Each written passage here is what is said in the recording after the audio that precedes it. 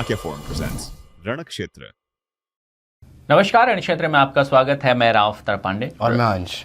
रणक्षेत्र में आज हम बात करेंगे डोनाल्ड ट्रंप का ईरान को लिए हुए बयान को। उसके बाद हम बात करेंगे किस तरह पाकिस्तान के प्रधानमंत्री शहबाज शरीफ ने चाटुकारिता की हद पार की। इसके साथ ही किस तरह पाकिस्तान हॉकी फेडरेशन के चीफ ने इस्तीफा दिया और ऑस्ट्रेलिया में बेइज्जती होने के बाद पाकिस्तान हॉकी टीम के प्लेयर्स अब सामने आ रहे हैं।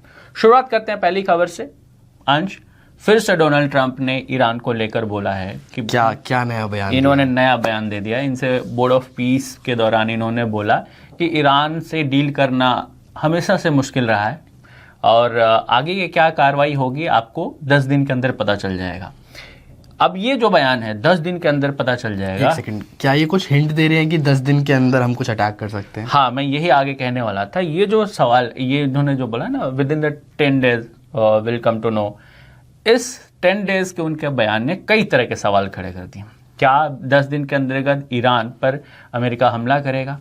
क्या इन 10 दिनों के अंदर अमेरिका और ईरान के बीच में जो न्यूक्लियर इशू पर बात हो रही थी उस पर कोई सकारात्मक बात संभव हो पाएगी?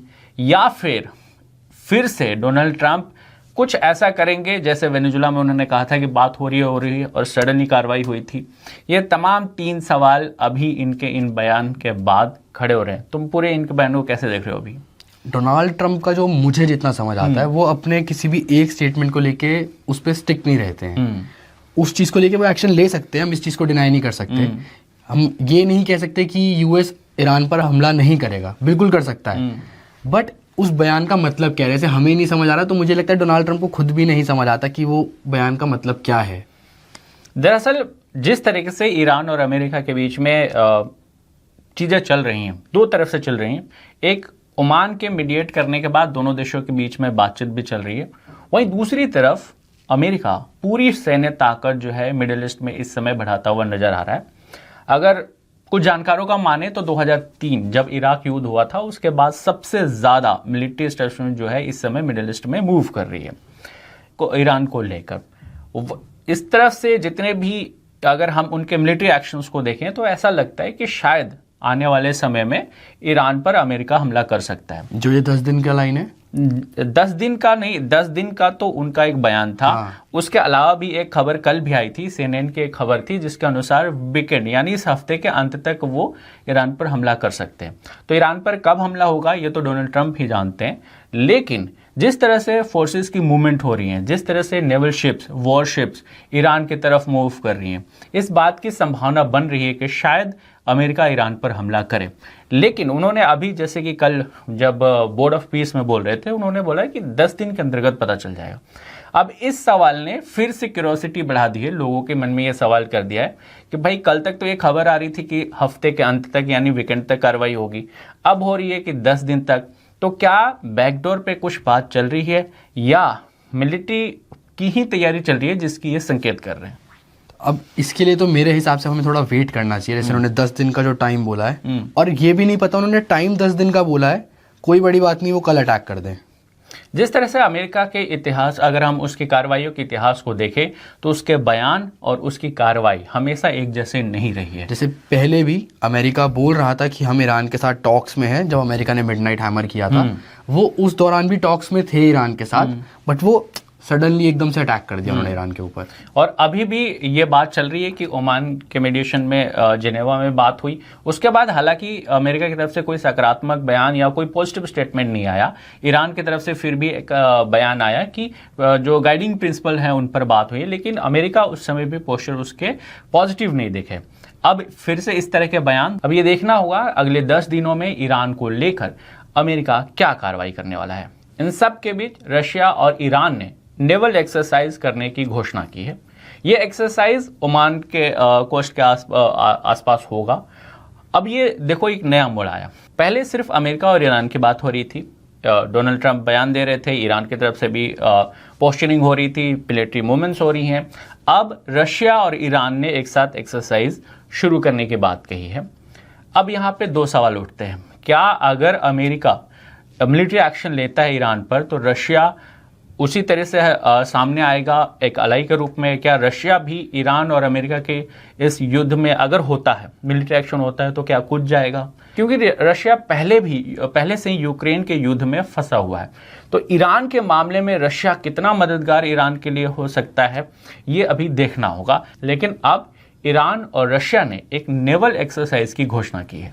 ये कहीं ना कहीं जो नेवल एक्सरसाइज ये लोग प्लान कर रहे हैं दोनों आपस में, रशिया और ईरान, तो ये यूएस को संकेत देने के लिए भी हो सकता है कि हम दोनों एक साथ हैं। बट ऐसा भी हम नहीं कह सकते कि रशिया खड़ा होगा। यदि युद्ध होता है अमेरिका और ईरान के बीच में, तो हम ये भी नहीं कह सकते कि रशिया खड़ा होगा ईरान के साथ, क्योंकि रशिया के अपने प्रॉब्लम्स चल रहे हैं। वो खुद यूक्रेन के साथ इस समय उलझा हुआ है, और उसके अलावा भी सैंक्शन लगे हुए हैं, और रशिया ऑलरेडी अपने कई इश्यूज से डील करने की कोशिश कर रहा है। ऐसे में अमेरिका अगर ईरान पर हमला करता है तो रशिया कितना मददगार ईरान के लिए हो पाएगा, ये देखने की बात होगी। आगे बात करते हैं पाकिस्तानी। कभी चाटुकारिता सुनी है तुमने? शब्द मैंने आपसे सुना है। हाँ, चाटुकारिता की हद अगर होती है, अगर तुम्हें हद देखनी है तो शहबाज शरीफ का बयान सुनो, उसकी बॉडी लैंग्वेज को समझो। जो पीस ऑफ बोर्ड में वो एक चौड़ा होके गया था, जहाँ पे डोनाल्ड ट्रंप एक बोर्ड बना रहे हैं जिसमें ये जाएंगे। हालांकि उसका और पैरामीटर्स हैं जिसको लेकर हम बात करेंगे और देखेंगे कि पाकिस्तान उन पैरामीटर्स पे कहाँ खड़ा होता है। लेकिन जिस तरह से उन्होंने वहाँ बयान दिया है, man of peace to the Donald Trump, saviour of South Asia, मतलब ऐसा क्या साउथ एशिया में हो रहा था, ऐसा क्या मतलब विपत्ति आई थी पूरे साउथ एशिया में जिसको डोनाल्ड ट्रंप ने बचाया, सेव किया, जिसके शहबाज शरीफ कह रहे हैं। वो सिर्फ शहबाज शरीफ को ही पता है, शहबाज शरीफ ही बता सकते हैं। और मैन ऑफ पीस, ठीक है, इन्होंने फिर बयान दिया है। एक्चुअली पिटाई पड़ने के बाद, ऑपरेशन सिंदूर में बुरी तरह से पिटाई पड़ने के बाद, मुझे लगता है पाकिस्तान ये डिफाइन नहीं कर पा रहे, ये दुनिया को एक्सेप्ट इस बात को नहीं कर पा रहे कि भाई हमें बहुत ज़्यादा पिटाई पड़ गई है। तो उस पिटाई को, और फिर डोनाल्ड ट्रंप को ये कहना है कि मैन ऑफ पीस, कहाँ से मैन ऑफ पीस? और जो पाकिस्तान का रवैया रहा है ऑपरेशन सिंदूर के बाद, कभी वो डोनाल्ड ट्रंप को उसका क्रेडिट देते हैं कि डोनाल्ड ट्रंप ने ये लड़ाई रुकवाई। उन्होंने बीच में चाइना को भी क्रेडिट दिया था कि चाइना ने ये लड़ाई रुकवाई।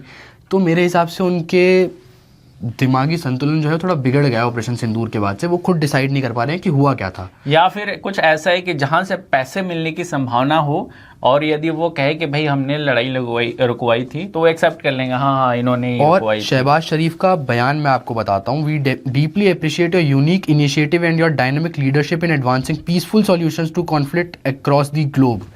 तो शहबाज शरीफ का कहना है कि जो पूरी दुनिया में जितने भी उथल पुथल चल रही है, उसको सॉल्यूशन देने वाला एक ही व्यक्ति है, डोनाल्ड ट्रंप। देखा, मैंने कहा ना, चाटुकारिता की यदि हद होगी, या यूं कहें कि दुनिया भर में तमाम लीडर्स एक दूसरे को तारीफ करते हैं, एक दूसरे के कामों की तारीफ भी करते हैं, लेकिन एक स्टेट ऑफ द हेड दूसरे स्टेट ऑफ द हेड के काम की तारीफ करना और चाटुकारिता करना, उसमें डिफरेंस होता है। इनकी जो बयान, बट जैसा अभी आपने बताया, दो स्टेट ऑफ हेड तारीफ करते हैं। हाँ। आपने खुद बोला दो स्टेट ऑफ हेड, हाँ। दो इक्वल लेवल के बंदे एक दूसरे की तारीफ करते हैं। यहाँ इक्वालिटी कहाँ है, जरा वो भी बताइए। इक्वालिटी तो कुछ नहीं है ये तो मांगने ही गए होंगे, और इसलिए हम कह रहे हैं मांगने गए होंगे क्योंकि पीस ऑफ बोर्ड का जो मेंबरशिप जो है उसमें 1 बिलियन देना पड़ता है, उसके बाद आपको परमानेंट मेंबरशिप मिलेगी। इनके अपने घर के बर्तन नहीं धुल रहे हैं, इनके अपने घर में बेसिक चीज़ों के लिए ये इंटरनेशनल इंस्टीट्यूशन पर डिपेंडेंट है फंड के लिए, और ये 1 बिलियन कहाँ से लाएंगे भगवान जाने, कैसे उसको पे करेंगे ये भी नहीं जानते। और पूरे बोर्ड ऑफ पीस में इनका रोल क्या होगा, ये भी एक सवाल ही है जिसका कोई जवाब नहीं दिया गया। लेकिन हाँ, डोनाल्ड ट्रंप की तारीफ जरूर की गई। बट यदि ये पीस ऑफ बोर्ड में जाते हैं, बैठते हैं, उसके बाद जो पाकिस्तान का इतने समय से राग चलता आ रहा है कि हम यहूदियों के साथ कभी नहीं खड़े होंगे, वहां जाके यही काम करने वाले हैं। ये इनका देखो, जैसे कि सर कहते हैं, इनका कोई ईमान धर्म नहीं है, इनका कोई ना ये किसी भी ईमान धर्म या नियम या संविधान से चलने वाले लोग नहीं हैं। इनको जहाँ से पैसे मिलते हैं ये वहाँ चले जाते हैं और उनका काम करना शुरू कर देते हैं। रही बात इनके ईमान धर्म की, तो उस पर तो हमेशा से सवाल रहे। इनको जहाँ से पैसे मिल सकते हैं ये वहाँ जाकर काम कर सकते हैं। बोर्ड ऑफ पीस का अगर आपने इमेज देखी होगी तो लास्ट रो में खड़े हैं वहाँ पे, ठीक है, और मतलब फ्रंट रो भी नहीं मिला है, सबसे लास्ट में खड़े हैं। और जिस तरह से बयान दे रहे हैं, इनका ऐसा लग रहा है जैसे पूरी कार्यप्रणाली जो भी ये पूरा बोर्ड ऑफ पीस करेगी, इसमें पाकिस्तान सबसे महत्वपूर्ण रोल निभाएगा। अगर वो नहीं गया तो दुनिया पलट जाएगी। हालांकि ऐसा होने वाला नहीं है, लेकिन जिस तरह से इन्होंने बयान दिया, पोर्ट्रे ऐसा करते हैं। हाँ, वो पोर्ट्रे ऐसे करते हैं कि इनके बिना कुछ नहीं चलने वाला। हालांकि ये ना जाए तो शायद चीज़ें ज़्यादा बेहतर चलें, क्योंकि ये जाएंगे तो फिर कुछ ना कुछ ऐसा करेंगे जिससे दुनिया को फिर से प्रॉब्लम होगी। और ऐसा हम क्यों कह रहे हैं? क्योंकि दुनिया में कहीं भी आतंकवादी हमला हो या कहीं भी कोई आतंकी हमला हो, कार्रवाई हो या इस तरह का कोई इंसिडेंट हो, उसका कहीं ना कहीं तार जोड़कर पाकिस्तान से ज़रूर जुड़ जाता है। इसलिए पाकिस्तान पर भरोसा करना या पाकिस्तान के किसी बयान पर यकीन करना बहुत मुश्किल है। बोर्ड ऑफ पीस जिस उद्देश्य से डोनाल्ड ट्रंप ने बनाया है, जो उनका ऑब्जेक्टिव है, वो ये है कि जो अभी गाजा में 2 सालों में जो नुकसान हुआ है उसको रीबिल्ड किया जाएगा, और उसके लिए चाहिए पैसे। उन्होंने मेंबरशिप के लिए भी 1 बिलियन की जब बात कही तो शायद इसीलिए की कि बोर्ड में पैसे आ सकें। पाकिस्तान कहाँ से पैसे देगा, तुम्हें लगता है? वो अपने खर्चे पूरे उठा लें, वही बहुत बड़ी बात है पाकिस्तान के लिए। उनसे अपने ही खर्चे पूरे नहीं उठते हैं। इसके अलावा अगर हम आपको उनके बयान की बात कहें तो जिस तरह से शहबाज शरीफ ने कहा है, today is a day which mark a place in the annals of history और Gaza would be a legacy for all time to Trump. ठीक है, यानी आप कितनी चाटुकर्ता कर सकते हो, लेगेसी ऑफ ऑल टाइम।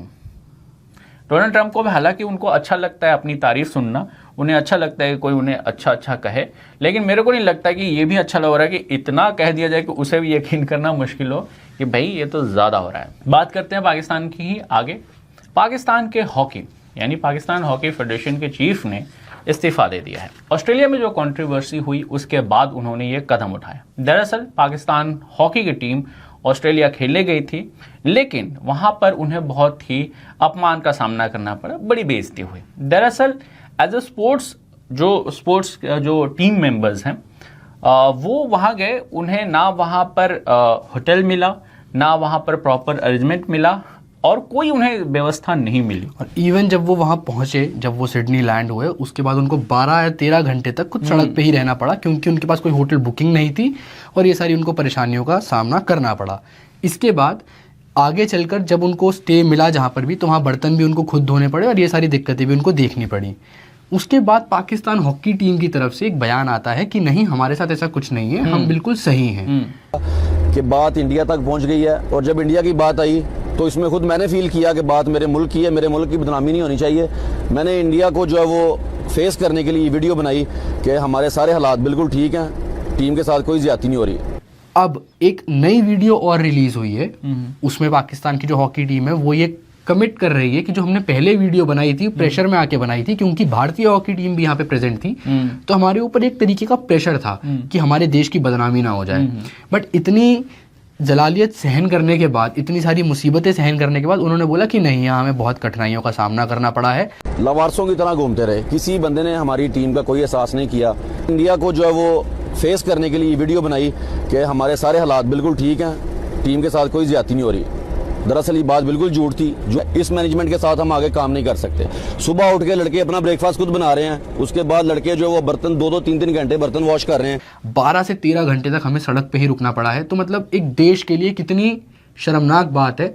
और उसके बाद जो इनके चीफ थे तारिक बुख्ती, उन्होंने रिज़ाइन डाल दिया है फिलहाल, और उन्होंने जो रिज़ाइन डालने के बाद आसिम मुनीर से और शहबाज शरीफ से ये गुहार लगाई है कि जो आप कमेटी बनाएंगे इसकी इन्वेस्टिगेशन के लिए, जांच के लिए, तो उसमें कोशिश करिएगा कि वो फ्री एंड फेयर इन्वेस्टिगेशन हो पाए। देखो, पाकिस्तान में फ्री एंड फेयर की बात उम्मीद करना भी गलत है। हालांकि वो प्लेयर्स हैं और उन लोगों को तकलीफ नहीं होनी चाहिए। किसी भी देश के प्लेयर्स को दूसरे देश में यदि खेलने जा रहे हैं तो उन्हें तकलीफ नहीं होनी चाहिए। ये स्टेट की जिम्मेदारी होती है, फेडरेशन की जिम्मेदारी होती है कि वो जब दूसरे देश में जाकर टीम जा रही है तो वहाँ पे उनके लिए प्रॉपर अरेंजमेंट करे। लेकिन सच में दुख की बात है कि पाकिस्तान की एक हॉकी टीम को इतनी प्रॉब्लम्स झेलनी पड़ी। हालांकि उन्हें मैच में भी उनका हार हुआ, लेकिन इस तरह से कि उन्हें रहने को जगह नहीं मिला, उन्हें अपने बर्तन खुद धोने पड़े, एक स्पोर्ट्समैनशिप वाली बात तो नहीं है। और फेडरेशन ने अपने ही देश के प्लेयर्स का बिल्कुल भी ध्यान नहीं रखा है। और ये भी एक बयान आ रहे हैं कुछ कि पाकिस्तान जैसे देश में सिर्फ क्रिकेट को ही तवज्जो दी जाती है, बाकी सारे स्पोर्ट्स इसलिए ग्रो ही नहीं कर पा रहे हैं क्योंकि क्रिकेट पे इतना ध्यान है सबका तो एक ये भी कहीं ना कहीं बात है। और एक मेरा जेन्युइन सवाल है आपसे, अब जैसे इन्होंने रिज़ाइन डाला, तो इन्होंने रिज़ाइन शहबाज शरीफ को क्यों डाला? मतलब वो प्रधानमंत्री हैं देश के और ये स्पोर्ट्स का मामला है। देखो, पाकिस्तान में ना कई मामले क्लियर नहीं है। वहाँ के हॉकी के स्ट्रक्चर को लेकर क्या स्ट्रक्चर है और कौन किसको रिपोर्ट करता है, इसको लेकर मेरे को पूरी जानकारी नहीं है कि वहाँ पे कौन सा स्ट्रक्चर काम करता है और अगर पाकिस्तान हॉकी फेडरेशन का चीफ किसको रिपोर्ट करता है और किसको रेजिग्नेशन दे सकता है, इसकी जानकारी नहीं है। लेकिन अगर उन्होंने प्रधानमंत्री को डायरेक्ट दी है तो इसका मतलब जरूर कुछ ऐसा हुआ होगा जो अभी तक शायद खबरों में नहीं आई है, शायद और ज़्यादा तकलीफ का सामना करना पड़ा है जो वो शायद अभी तक नहीं बता पाए हैं और उन्होंने प्रधानमंत्री को पत्र लिखकर शायद अपनी बात कही होगी। यदि आपको पता है कि पाकिस्तान फेडरेशन के जो हॉकी फेडरेशन के चीफ है उन्होंने प्रधानमंत्री को अपने रेजिग्नेशन लेटर क्यों लिखा, तो आप कमेंट बॉक्स में ज़रूर बताएं। इसके साथ ही ये वीडियो आपको कैसी लगी कमेंट बॉक्स में भी ये भी बताएं और वीडियो को लाइक और शेयर करना बिल्कुल ना भूलें। इसके साथ ही चैनल को सब्सक्राइब जरूर करें। जय हिंद। जय हिंद।